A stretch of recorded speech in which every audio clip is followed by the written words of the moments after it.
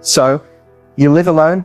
Cue the awkward silence, the raised eyebrows, and the unspoken judgment. If you've ever felt like the world doesn't get why a woman would choose solitude over settling, this video is for you. If your worth has ever been questioned just because there's no one next to you at the dinner table, this video is for you. If you've been told your life is missing something just because there's no boyfriend in your bio, let me be the first to say they're wrong. In this space, it's for you. This video is not for people who need validation from a +1. It's for the woman who's tired of explaining herself, tired of being asked, but don't you want someone? Tired of people assuming that happiness is only real when it's shared. No, happiness is real when you define it. Joy is real when you create it. Love is real when you give it to yourself first. If you're building a life that's peaceful, powerful, and completely your own, this video will feel like a deep breath, a reset, a reminder that choosing yourself isn't selfish, it's sacred. You don't need to be in a relationship to be whole. You just need to be in alignment with you. So press play, stay with me.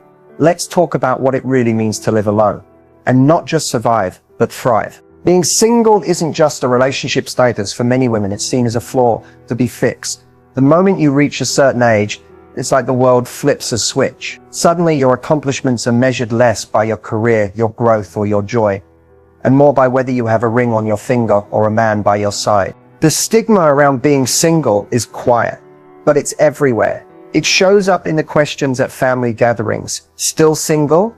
As if being in a relationship is the only valid chapter in your life worth celebrating.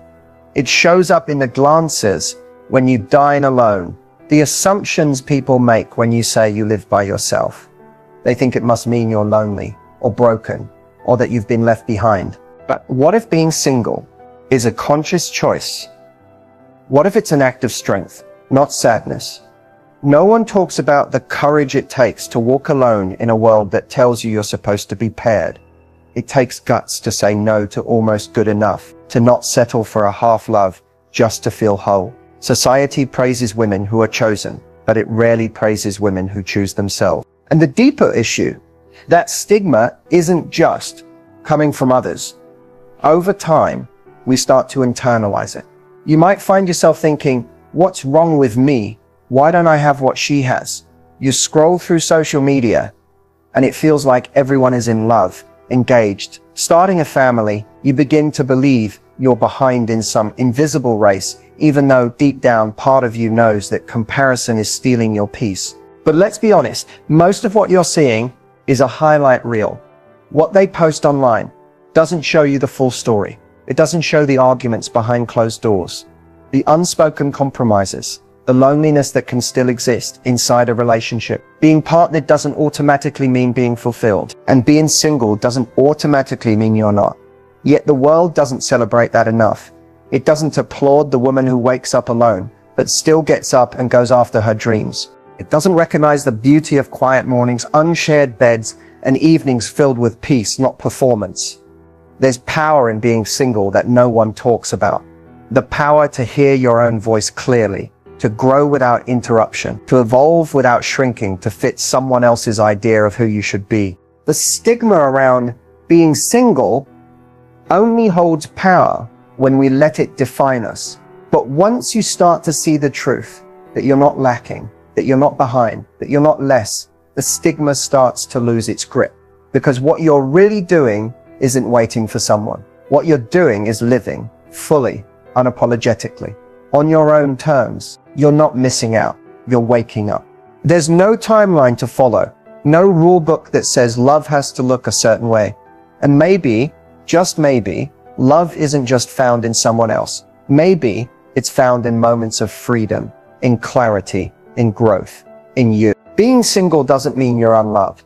It means you haven't compromised your standards. It means you're not afraid to be with someone truly aligned, even if that means being alone until then. And that's not something to be ashamed of.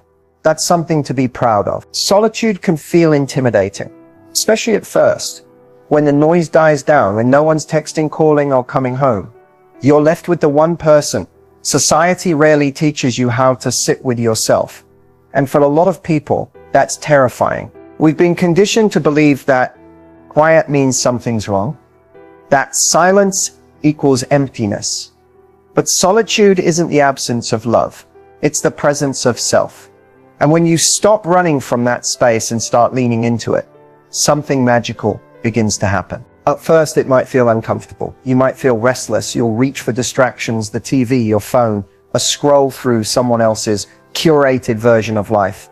But if you can pause long enough to sit in that discomfort, you'll start to realize that solitude is not a void. It's a mirror. It shows you who you are when no one's watching. It reveals your thoughts, your patterns, your wounds, but also your wisdom, your intuition, your strength. You begin to hear your own voice again, not the version you perform for others, not the one that's shaped by expectations, but the raw, unfiltered one that says, "This is what I need." That voice is your compass. It doesn't scream, it whispers, and you can only hear it in the stillness. Embracing solitude isn't about isolation. It's about intention. It's about making peace with your own presence. Because once you do, you stop chasing company just to fill a space. You stop confusing attention for affection. You stop reaching for love that costs you your peace. And instead, you start choosing people, environments, and energy that actually feel aligned. Solitude teaches you boundaries. It teaches you that being alone is better than being with someone who makes you feel alone. It gives you time to heal without interference, to grow without compromise, and to finally become someone you actually enjoy being with. People often think that women who live alone must be cold, hard, or emotionally unavailable. But that couldn't be further from the truth. It takes deep emotional strength to hold your own space, to walk into your home, hear nothing but your thoughts, and still feel safe, whole, and complete. That's not weakness. That's mastery. Because here's the truth. If you can learn to love your life in solitude, you'll never settle out of fear again. You won't say yes just to avoid loneliness. You won't lower your standards just to feel chosen. You won't bend yourself out of shape just to fit into someone else's idea of happiness. You'll know how to give yourself everything you once thought had to come from someone else. You'll start to find joy in the little things. Making your own dinner and dancing while it cooks. Sleeping diagonally across the bed. Creating your own rituals, your coffee in the morning, your music at night, your space, your vibe, your rhythm. You become your own sanctuary. And when you do that, love becomes something you share, not something you seek. You're no longer looking for someone to complete you. You're whole already. Anyone who comes into your life now, it's not because you need them. It's because you want them. That's the difference. Fear fades the moment you realize solitude isn't a punishment. It's an invitation to meet yourself, to know yourself, to fall in love with the life you're creating. One moment, one breath, one beautifully quiet day at a time. The daily life of a woman who lives alone is often quieter than most people expect, but it's not empty. It's intentional. Every morning begins on her own terms. No alarms from someone else's schedule. No rushed conversations or compromises. Just her waking slowly to the light slipping through her curtains, stretching into the space she's claimed as her own. There's a certain peace in waking up alone, in knowing that the first voice she hears is her own. She moves through her space with a rhythm that's completely hers. Maybe it's music playing softly as she makes her coffee. Maybe it's silence and she prefers it that way. Her morning ritual isn't about rushing out the door for someone else. It's about grounding, centering. She waters her plants, opens a window, lets the air shift the energy in the room. These are her moments. Simple, quiet, powerful. Throughout the day, she makes choices that reflect her values, her pace, her priorities. There's no one to impress, no one to explain anything to. If she wants to work from the couch in her favorite hoodie, she does. If she wants to take a midday walk, journal, cook something just for herself, there's no guilt, no negotiation. Her time is her own. She learns to enjoy the little luxuries that often go unnoticed when life is shared. Lighting a candle because she wants the scent, not because someone's coming over. Making a dinner that's beautiful even if it's only for one. Taking up the entire bed at night and stretching across it with freedom. There's a kind of empowerment in not waiting to do special things until someone else is there to experience them. She realizes she's enough of a reason, but of course not every moment is glamorous. There are days when the silence feels heavier, when she wishes she had someone to talk to the moment something beautiful or hard happens. There are evenings when she gets home and instinctively wants to share her day, only to remember there's no one there. And in those moments, she doesn't run from the loneliness. She meets it. She breathes through it. She honors it as part of the path, not a flaw in it. She finds connection in new ways, in friendships that go deeper, because she's not pouring herself into a relationship just to feel valid, in phone calls that matter, in time with herself that brings clarity, not confusion. Her solitude becomes a sanctuary, not a sentence. There's strength in the way she handles things alone, fixing the light bulb, managing her finances, dealing with a flat tire, or carrying heavy groceries. These may seem small, but every act of self-sufficiency builds her confidence, not because she wants to do everything alone forever, but because she knows she can. She's not waiting for someone to show up and change her life. She's already living it, fully, authentically, on her terms. And the more she leans into that, the more she stops looking outside herself for permission to feel whole. Her daily life isn't about proving anything to anyone. It's about honoring herself. It's peaceful, sometimes lonely, often joyful, and always real. And maybe, just maybe, it's not a life she's surviving, it's one she's starting to fall in love with. Society has a loud voice. It starts early, whispering into your ears through fairy tales and love songs, through the movies that always end with the couple finally getting together, like that's the goal, the destination, the prize. And before you even know it, you've internalized this idea that your life begins when someone else chooses you. That love, especially romantic love, is the ultimate validation of your worth. So what happens when you don't follow that path? Suddenly that loud voice turns into a question, sometimes subtle, sometimes sharp. Why don't you have a boyfriend yet? Are you too picky? Don't you want kids? Aren't you worried about getting older? It's relentless. And it comes from every direction. Family, friends, strangers, even social media. The pressure to be in a relationship is baked into nearly every social norm. Couples vacations, +1 invites, holidays that feel like they're only for lovers. It's like the world keeps telling you that life isn't truly happening unless you're experiencing it with someone else. But here's the truth. Society's expectations don't have to become your reality. What if what you want looks different? What if you're more interested in peace than partnership? What if your dream life isn't a wedding, but waking up every day in a space that feels calm, free, and yours? What if you crave adventure, purpose, growth, not because you're waiting to share it with someone, but because those things light you up from the inside out? There's power in asking yourself, what do I actually want when no one else is watching? That's where freedom begins.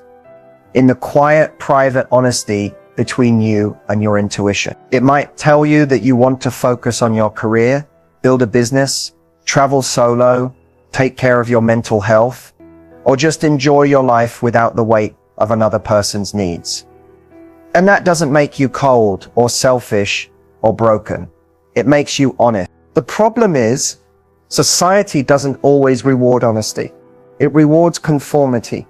It celebrates women who finally settle down, not women who rise up for themselves. And that's why the disconnect can feel so heavy, because you're not just choosing a different path. You're breaking an unspoken rule.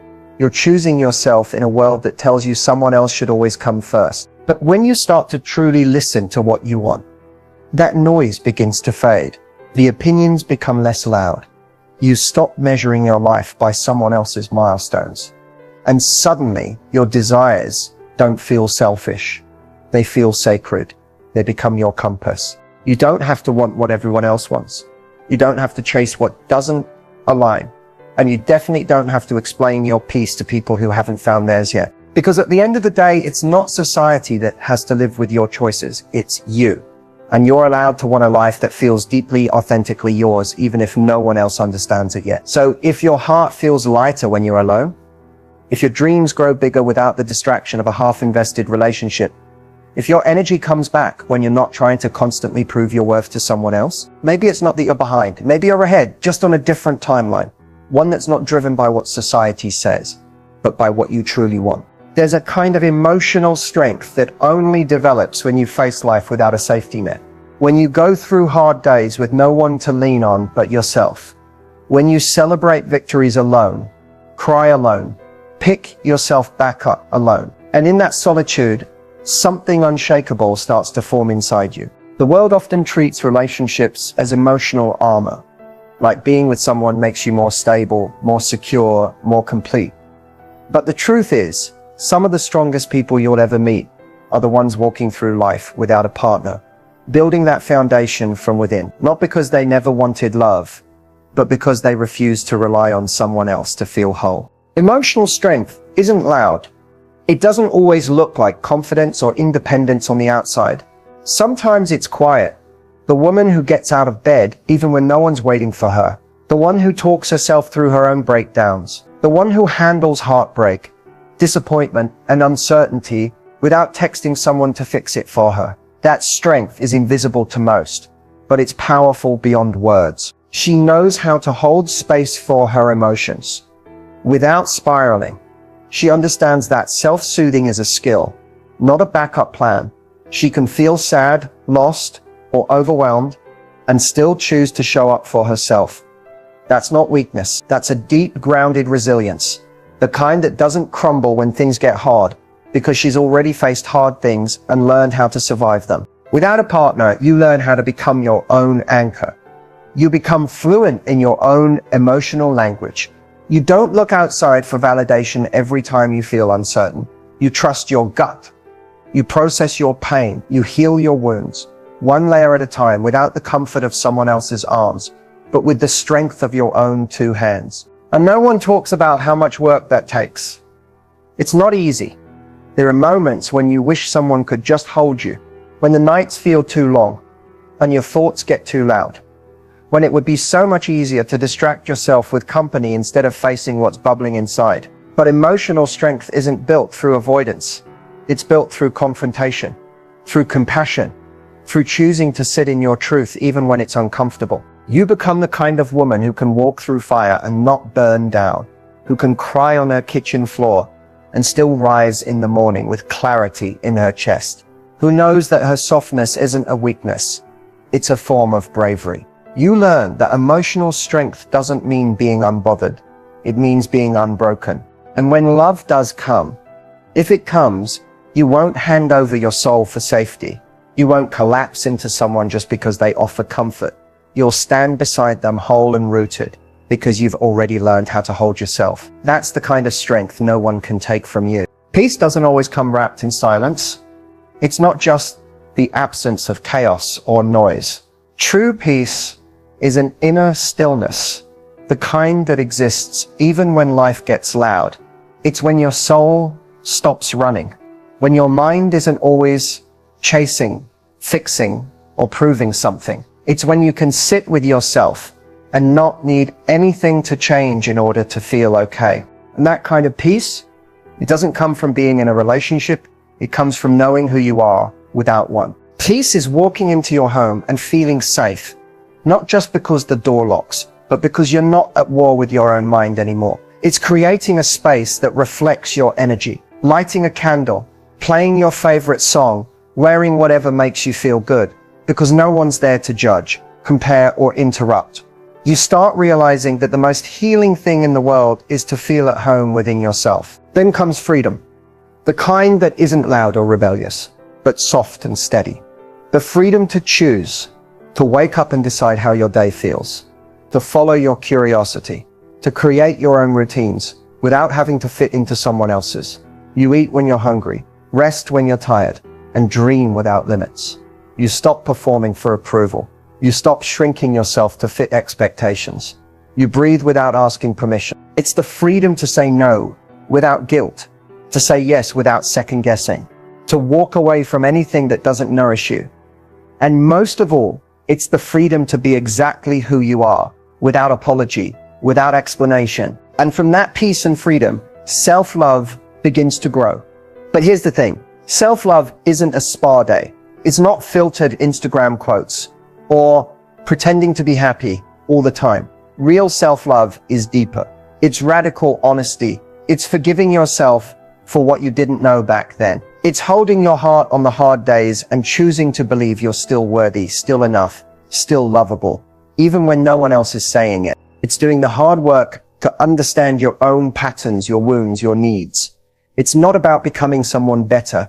It's about finally seeing yourself clearly and saying, I love her anyway, even on the messy days, even in the moments when you feel like a storm. You stop outsourcing your worth. You stop waiting for someone else to tell you you're beautiful, intelligent, valuable, because you've already claimed it for yourself. And in that moment when you can look in the mirror and not flinch, not criticize, not rush past, that's when self-love becomes real. Peace, freedom, and self-love, they feed each other. When you protect your peace, you preserve your energy. When you choose freedom, you take your power back. When you practice self-love, you stop settling. You stop abandoning yourself just to be accepted. You no longer chase what doesn't reflect your truth. You start building a life that feels like yours, not a copy-paste version of someone else's timeline. You define success differently. You value quiet joy, deep rest, sacred solitude. You realize that being single isn't something to fix. It's a gift that allows you to find your center without distraction. And that's the moment everything shifts. Because now love is a bonus, not a rescue plan. Your happiness isn't conditional. Your value isn't negotiable. Your life isn't on pause. You're not just existing, you're blooming. There comes a point in every woman's life when she stops asking, am I good enough? And starts asking, is this good enough for me? That shift, quiet yet seismic, is where her power begins. And it all starts with setting personal standards. Personal standards aren't walls to keep people out. They're gates that only open for what aligns. They're not about being picky or hard to please. They're about knowing your worth so deeply that you'd rather wait alone in peace than settle in chaos, because you've finally learned not everyone deserves access to you. Setting standards is about saying no to relationships that drain you, conversations that belittle you, and energy that leaves you second-guessing your own magic. It's about walking away from almost, maybes, and bare minimums, not because you're cold or unkind, but because you've tasted your own growth, your own healing, and you refuse to let someone come in and unravel it. You realize that love is not enough without respect, that chemistry isn't enough without consistency, that good intentions mean nothing without follow-through. And so you set the bar, not out of ego, but out of self-respect. Because when you've spent enough nights picking up the pieces of your own heart, you no longer hand it to people who show up with scissors. And at first, setting those standards can feel isolating. People might call you too much, too guarded, too independent. But what they're really saying is, you won't let me get away with giving you less. And you won't, because you've been there. You've felt the sting of being chosen for convenience, not commitment. You've tolerated crumbs and called it love, but not anymore. Now you're the woman who checks in with herself before saying yes, who asks, does this feel good? Instead of, will they like me? You've stopped performing, pleasing, bending just to keep the peace. You've learned to sit with discomfort instead of begging to be chosen. You know the cost of abandoning yourself, and you're not willing to pay it again. And here's the truth. When you raise your standards, you raise your energy. You stop entertaining what drains you. You attract people who meet you where you are, not those who expect you to dim just so they can shine. You stop chasing, stop explaining, stop proving. You simply become, and the right people rise to meet you. This kind of clarity is magnetic. It's not loud, not aggressive. It's a quiet knowing, a calm, unshakable presence that says, I am not for everyone, and that's okay. And when someone does come along who fits, who truly aligns, they'll recognize your standards not as a challenge, but as a mirror. They'll meet them because they've done their own work too. Setting personal standards isn't about finding the perfect partner. It's about being the kind of woman who never forgets what she deserves. And in a world that constantly tries to convince you to shrink, lower, or wait, that kind of self-respect, that's your superpower. There's a huge difference between loneliness and independence, but it's easy to confuse the two, especially when you're used to the company of others. Society often mixes them up too, painting independence as a form of loneliness, when in reality, They are two completely different experiences. And understanding that difference can change how you experience both. Loneliness feels like emptiness. It's that aching desire for connection that leaves you feeling hollow. It's when you find yourself wishing that someone else would fill the void, complete the puzzle. Loneliness can creep up at any time, when you're alone at home on a Friday night, when everyone else is paired up, when you walk through a crowd and still feel like an outsider. It's painful because it comes from a place of wanting something, an external validation, a connection answer. And no matter how much you try to distract yourself, you can't escape the gnawing feeling that something is missing. But independence is different. Independence doesn't feel like an emptiness. It feels like freedom. It's the ability to stand on your own 2 feet, not because you have no other choice, but because you have learned to be enough for yourself. Independence is the strength to walk through life on your own terms, whether or not anyone is beside you. It's the power to make decisions without needing anyone's approval, to live with integrity and confidence, knowing that your happiness isn't contingent on anyone else's presence. The beauty of independence is that it allows you to feel all the emotions, including loneliness, without being consumed by them. When you're independent, loneliness doesn't define you. It's just one of the many emotions you experience, and you know how to navigate through it. You don't rely on someone else to fill the gaps in your soul. You fill them yourself with self-awareness, creativity, and the understanding that being alone doesn't mean being incomplete. In fact, being independent teaches you to embrace those moments of loneliness. You stop running from them, stop numbing them with distractions. Instead, you learn to sit with your own company and find peace in it. You realize that loneliness is just a feeling, not a permanent state. You start to appreciate the stillness that comes with being alone. You discover how much space you have for your own thoughts, your own passions, your own growth. You finally understand that your worth isn't tied to the presence of others. It's intrinsic. It's yours always. This doesn't mean that independence is easy or free from moments of vulnerability. There are times when the silence feels heavy and the absence of a partner makes your heart ache. It's natural to crave connection, but the difference is that when you're independent, you can crave connection without losing yourself in it. You don't feel desperate or incomplete. You know that loneliness is temporary and that you are okay in the meantime. You're okay with yourself. The challenge is that the world often doesn't celebrate independence in women the way it celebrates relationships. We're told we need to be in a partnership to be happy, to be validated, to be whole. But when you choose independence, you start realizing that happiness doesn't require anyone else. It's a choice, a practice. You start building a life that nourishes you from the inside, where you're the one who shows up for yourself every day. And when someone does come into your life, they don't complete you. They add to the fullness of what you've already built. Loneliness then becomes less of a curse and more of a teacher. It's in those moments when you feel the ache of missing someone that you learn more about yourself. You learn your triggers, your needs, your desires. You learn to cultivate joy in your own presence. And you learn to love yourself fiercely, without apology, without compromise. Independence isn't about being hard or detached. It's about being so grounded in your own being that you no longer see your worth in the eyes of others.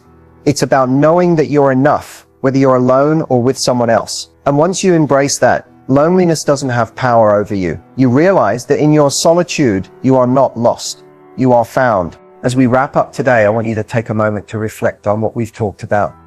You are worthy not because of who is beside you, but because of who you are on your own. In a world that constantly tells you to chase love, approval, and validation from others, you have the power to break free and create a life that is authentically yours. Let's be clear.